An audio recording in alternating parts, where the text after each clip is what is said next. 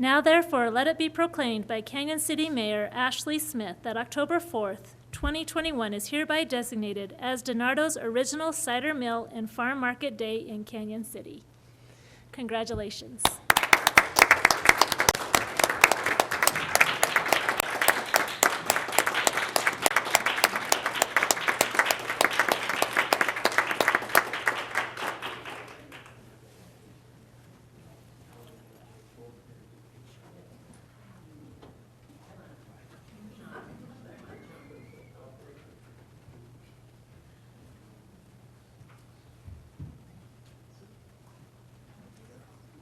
Follow her.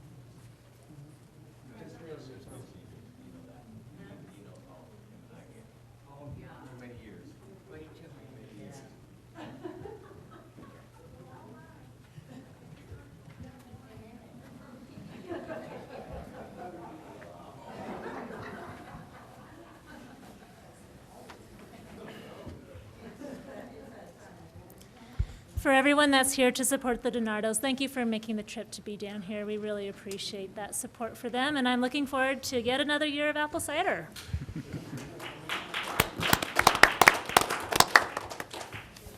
All right, thank you. All right, Ryan, let's turn it over to you. All right, thank you, Madam Mayor, members of council. Item 7A is to approve the minutes for the regular city council meeting on September 20th.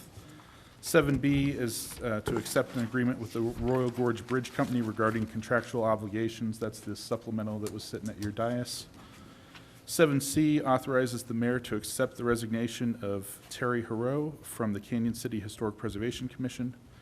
7D authorizes the mayor to sign a grant application support letter for Fremont County Tourism Council. And 7E is to receive and file a list of bills. Any questions from council? I would like to, just for the benefit of the public, on item 7B, the Royal Gorge Bridge Company regarding contractual obligations, they had a really stellar year.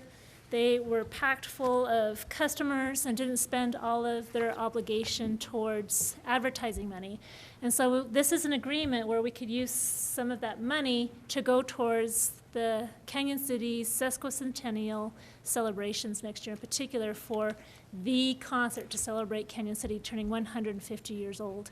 And so we will have a concert in September or October of next year as just one of our activities, and it will take place up at the bridge, and we're really excited to have this partnership with them to make a really spectacular ending to an amazing year in 2022.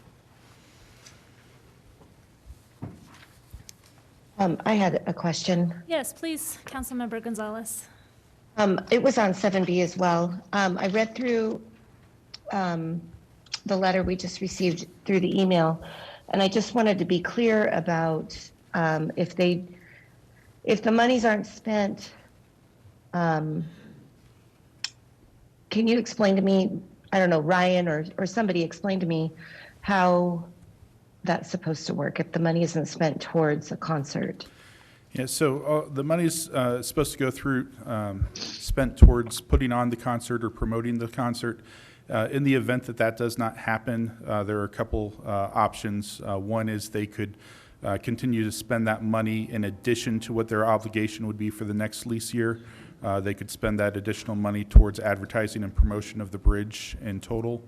And the third option would be to pay the difference to the city. Okay.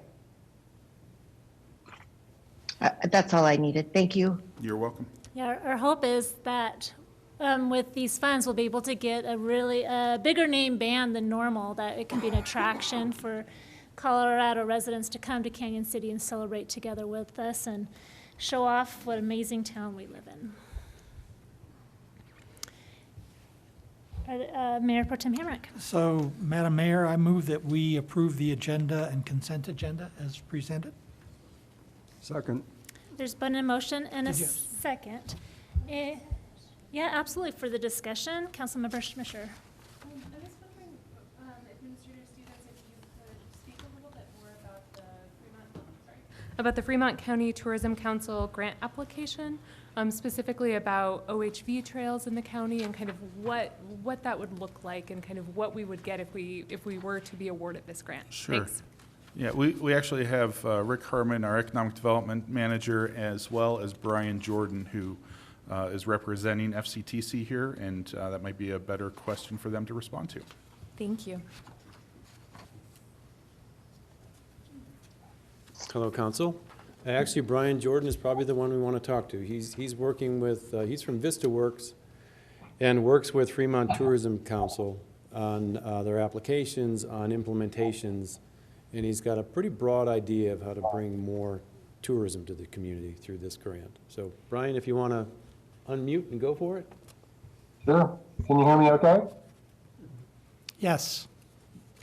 Yeah, so this grant in particular is a EDA grant, the American Rescue Plan Act, and it is, funds are available to develop tourism and products. We cannot do any marketing or advertising, and the EDA would like to see a direct correlation to job creation. So some of the ideas that were presented, to address the question of OHVs, we will not be creating any trails or anything like that, but what we'll be doing is identifying routes or trails or roads where any sort of off-road vehicle can legally participate in that sport. That could be Jeeps as well as typical off-road vehicles that aren't licensed. But the idea is to identify all those routes so that we can promote those at a different time. The OHV audience in general actually are very, slightly pro-environmental, but the biggest problem is there isn't good information out there right now for those participants to use, to find these places and to stay safe, not get lost, stay on the trail, stay on the road, that sort of thing. So that's part of portion of the project will identify all of those things. Thank you so much for being here with us tonight, and thank you so much for the hard work that FCTC does to come up with these creative ideas and these grant applications. I know it's a lot of work, and it sounds really exciting, and like you're hitting a lot of really interesting areas and industries, so thank you. Thank you. Thank you, Brian. It's good to see you, Brian, even if it is over Zoom. So thank you for being here today. No problems.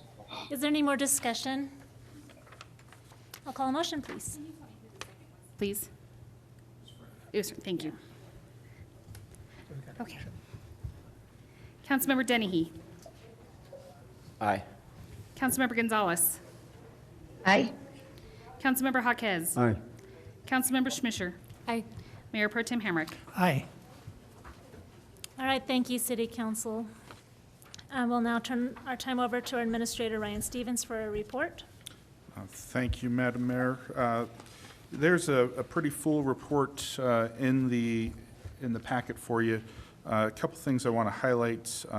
First off is congratulations to Travis Payne, who will be taking over as the water superintendent for retiring Bob Hartzman.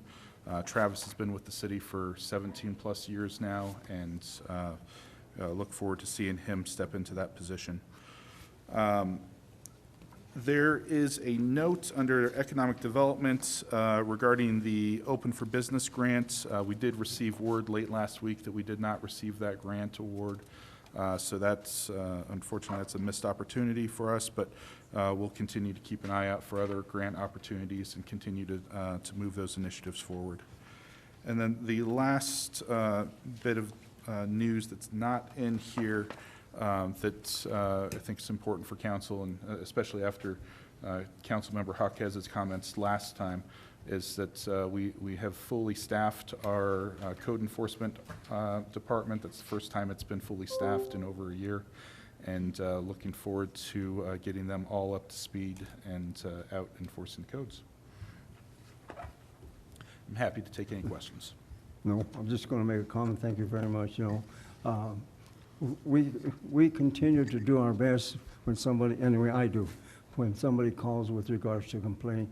I make sure that I check out their complaint that they have with regards to that.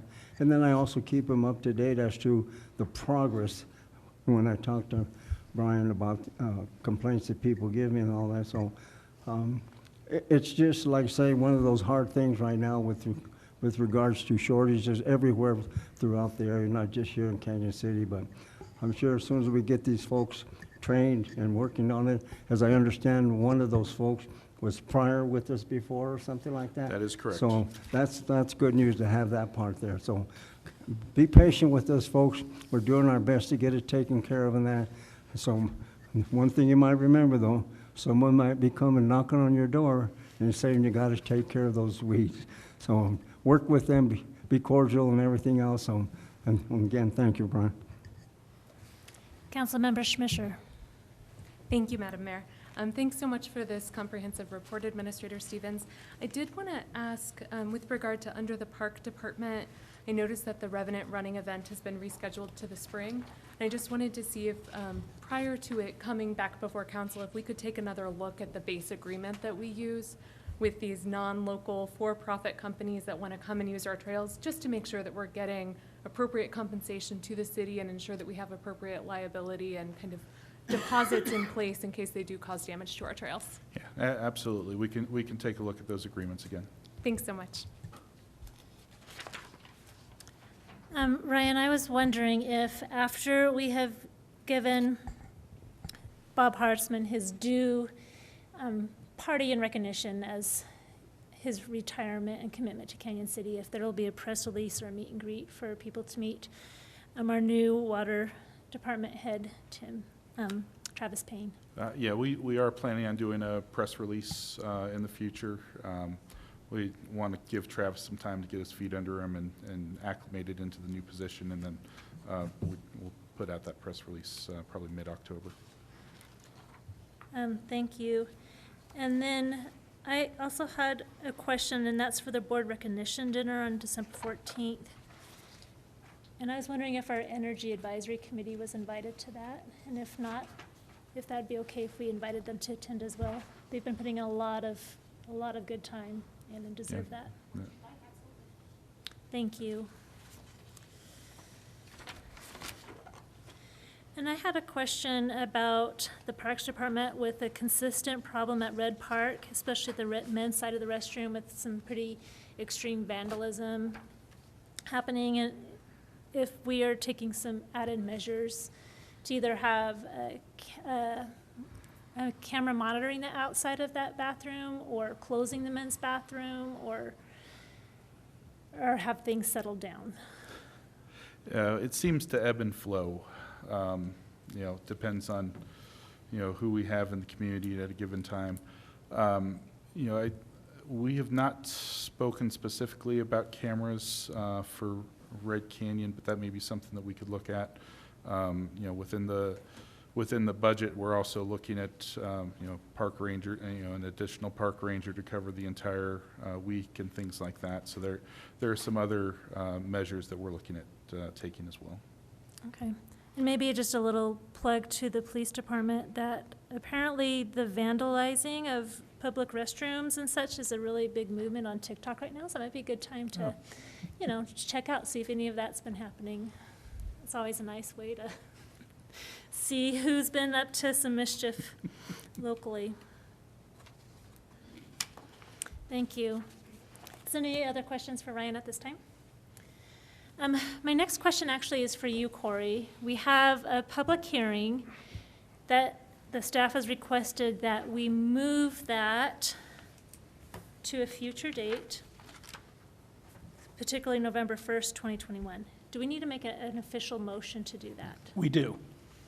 Okay, so it looks like, unfortunately, the Planning Commission did not have a quorum to hear about the multifamily residential unit at 422 Macon Avenue, and so we do need to entertain a motion to move that date for Canyon City to hear this public hearing to November 1st, 2021. November 1st. Councilmember Dennehy. Madam Mayor, I'd like to make a motion to move the special review use for the multifamily residential at 422 Macon Avenue, that we review this on November 1st. Second. There's been a motion and a second. Any discussion? I'll call a vote, please. Councilmember Dennehy? Aye. Councilmember Gonzalez? Aye. Councilmember Jaquez? Aye. Councilmember Schmischer? Aye. Mayor Pro Tem Hamrick? Aye. Thank you, Council. We appreciate that. It's now time to move to 10A. This is an introduction and adoption by title only of Resolution 23, Series of 2021, entitled, "A Resolution Approving the Proposal from Core Electric Cooperative to conduct certain due diligence in order to prepare a formal proposal to the city for providing electric utility services." I'll turn this time over to our staff, please. Yes, so the Energy Committee met at their last scheduled meeting and heard a proposal from Core Electric regarding a proposal to conduct due diligence in order to put together an actual formal proposal to the Energy Committee and the city. And we have Mandy Lesher from Core Electric is here in the audience and may want to speak as well. This proposal did go before the committee and was voted on, and that was a unanimous yes vote. And Mayor Pro Tem Hamrick is the chair of the committee. I don't know if there's anything else you'd like to add. Yes, there is. I would like to point out that this is a unsolicited proposal from Core Electric. By accepting this proposal, the city in no way commits or obligates itself to any particular outcome, except to receive perhaps a future proposal from Core. And so this is a study being conducted at no expense to the city, with no obligation or commitment, and so that is what the proposal is. Corey, would you like to add anything as well? Just one other thing. I did forward to the city council some correspondence that I received on behalf of Guzman Electric asking that you continue this matter. And I would just point out, similar to what Mayor Pro Tem Hamrick identified, there is nothing in tonight's approval that either obligates the city to do anything in the future, nor does it preclude anybody else from making a proposal to the city. So the city remains open for business, if you will, and while you certainly could choose to delay consideration, I think the suggestion in the correspondence was that this somehow gives preference to one proposal over the other, and this is merely a proposal to do due diligence, nothing more than that. Thank you, Corey. And I would like to request that that email that you forwarded to us from Guzman be put into the public record as well. Okay, I think that's a good idea. Okay. I have a question about the letter that Corey forwarded. Sure. So I might have missed something, but is Guzman also looking at bringing energy to Canyon City as well? Guzman is making a presentation to the Energy Committee, I believe, November 8th. And so there will be a presentation at that point. To this date, some of their presentations have had a potential cost to the city, although we don't know what their presentation will be in November. They did send what would you call it, an invitation maybe to Canyon City, maybe 6-ish or so months ago. It was shortly after the failed franchise election, where they proposed doing a study similar to what CORE is offering to do, only theirs has some stipulations. That number I one. do remember now. Yeah, Guzman has the right to refuse, first refusal to match another provider's offer, and if Canyon decided to pick a different provider, Guzman would be compensated for the cost of the study, which the different provider would likely cover willingly. And so that wasn't something that we really jumped on really quickly because it came with, a pretty steep consequence if we did decide to go through with Guzman. So we're just staying open for business. If people want to make offers, we're going to listen to every single one of them. And when I say we, it starts at our Energy Franchise Committee, and then they make recommendations to City Council. And that Energy Advisory Committee did make a recommendation to Council to take a look at the resolution form from CORE to study if there's a possibility of them doing business in Canyon City. So at that point, I would like to invite Mandy as a representative of CORE to address City Council.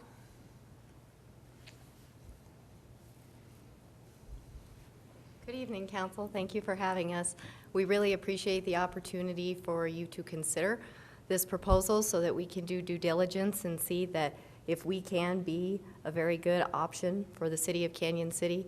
Obviously, we think the co-op model is the best way to go. We've been a co-op for 83 years now, since about 1937, and we feel that it serves customers very well because they are a member of the utility. They get capital credits in return, so they get a portion of the margin, and they have a say in the way the business works.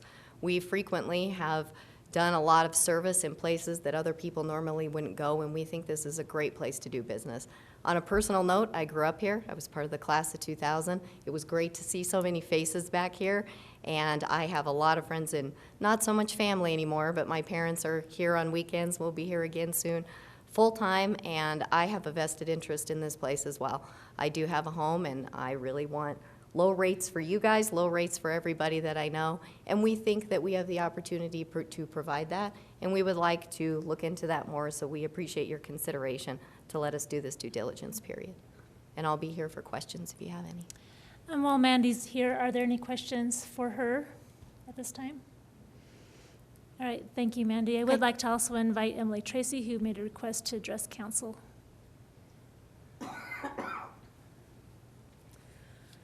Good evening, Mayor and Council. I want to be clear that I'm not representing the committee or any other group with my comments. I'm just here to make a comment and ask a question, some of which has already been addressed. But I thought I would just add a little bit more about what the committee's been doing. We are, I think, scheduled to present an interim report later in November to the Vision Committee, last I heard. And as was already mentioned, we will hear from Guzman Energy at the November 8th meeting. We've really, there's been a lot of great information and excellent presentations made to the committee, and we're really plowing through a lot of good information. I have to say, too, that committee member Kirk Souther is doing a wonderful job of being our recording artist. I don't know what you call it, but he's doing a great job of pulling together a lot of information into writing that benefits us as a committee and will benefit the council and the city as a whole as we continue to go through our work and finish our work. I want to say, too, we're going to have a presentation on October 25th, I believe, regarding community choice energy. The Public Utilities Commission is going to conduct a study. It was directed by legislation passed this spring to conduct a study of what community choice energy might look like in Colorado if it were adopted in the future. That study is going to take, I think, most of 2022, so we won't see the results of that for a while, but it's an interesting concept of how a community or collection of communities can buy wholesale energy, do their own purchasing, even if they're serviced by an IOU on their electricity, and that's an investor-owned utility. I shouldn't use too many acronyms. I want to be sure, and I think this has been addressed really well, that the core proposal that this resolution relates to does not preclude any other kinds of proposals. I think it's worth saying concretely that maybe the city at some point will want to issue an RFP so that proposals, if there are others that will come in, or modified ones or whatever, could be better compared side by side without an RFP at this point. It's wonderful to have this interest, but it's also harder to compare one proposal to another because they're not responding to an RFP from the city. So I just wanted to be sure in finishing up my comments that there won't be anything that would preclude either a changed proposal or a proposal from another entity coming in. And I wonder too, and my specific question is, will there be any kind of written document if this resolution passes between the city and Core Electric, or is it just the resolution? At this point, the only thing contemplated is the resolution because it is merely authorizing due diligence. And to your point, merely authorizing them to do due diligence certainly doesn't preclude any proposals from any other providers. Right, thanks. It's helpful, I think, to clear that up for not only Guzman, but anyone else that may be looking. So, thank you. Thank you, Emily Tracy. Councilmember Smisher. Thank you, Ms. Tracy. Just to further on her last comment, what is our planned response to Guzman to ensure that they understand that we are not entering into an exclusive relationship with Core and that we still welcome their presentation on November 8th? I can certainly respond to Ms. Consilia with just that. I think the resolution, if you adopt it, frankly speaks for itself in that it is only about due diligence, but I can certainly convey that message if council wishes. Perhaps refer her to the tape of this meeting. Be happy to do so. Any other questions from council? All right. Just as a follow-up to Emily Tracy's comments about the community choice energy study, I did testify to the state legislature about the predicament that we're in without a franchise and the need for being able to look for new opportunities for lower rates for our citizens, and that's when Core Electric came to Canyon City as an unsolicited offer to do some due diligence, and hopefully they'll, as we said before, we're welcome to additional offers from other companies, and particularly appreciate our own Canyon City Energy Advisory Committee. I've listened to some of the meetings. I can't, apparently, because of Sunshine Acts, only Brandon and John can attend. So we rely on you and the Energy Committee to report to City Council. But I have had a few minutes to listen on some of those meetings, and this is some pretty heavy, deep stuff. And so you guys are taking and tackling on a pretty big endeavor here for Canyon City's benefit, so thank you. Is there any other discussion from City Council? I would like to entertain a motion then. So, Madam Mayor? Yes. Mayor and Council, I move that we introduce and adopt by title only Resolution 23, Series of 2021, entitled "A Resolution Approving the Proposal from Core Electric Cooperative to conduct certain due diligence in order to prepare a formal proposal to the city for providing electrical utility services." Second? There's been a motion and a second. Any discussion? I'll call a vote, please. Councilmember Dennehy? Aye. Councilmember Gonzalez? Aye. Councilmember Jaquez? Aye. Councilmember Schmischer? Aye. Mayor Pro Tem Hamrick? Aye. The resolution passes. Thank you, City Council. Thank you, Corey Hoffman, for your work as well, and to our Energy Committee. We are now on to item 10B, and that is the introduction and first reading by title only of Ordinance 25, Series of 2021, entitled, "An Ordinance of the City of Canyon City Setting the Compensation of the City Administrator." Maybe I'll turn that over to you, Corey, instead of Ryan. Happy to do so. Under your charter, the compensation of the city administrator is determined by ordinance. There is a blank in the ordinance, and after talking to the city administrator, based on when the pay periods start, we would recommend that blank be retroactive to May 1st, 2021. And that's because we were behind as a city council in doing his review. And so we wanted to make sure that we compensated appropriately. Any discussion from city council this time? I will say that we had a meeting in executive session to discuss Ryan Stevens' performance as our city administrator. It was very favorable. We gave him a number of baselines that we expected and wanted to have accomplished, and he did very well in accomplishing those and serving the intent of city council well, and creating such a wonderful atmosphere at City Hall that is definitely driven for customer service and streamlining and taking care of Canyon City and our taxpayer monies to the best of our abilities. So thank you, Ryan Stevens, for your work. This increase in compensation has been well-deserved and earned. Thank you.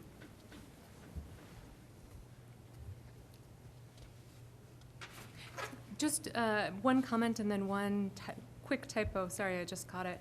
I would also just want to note that the city administrator doesn't receive the cost of living adjustments that the rest of city staff do.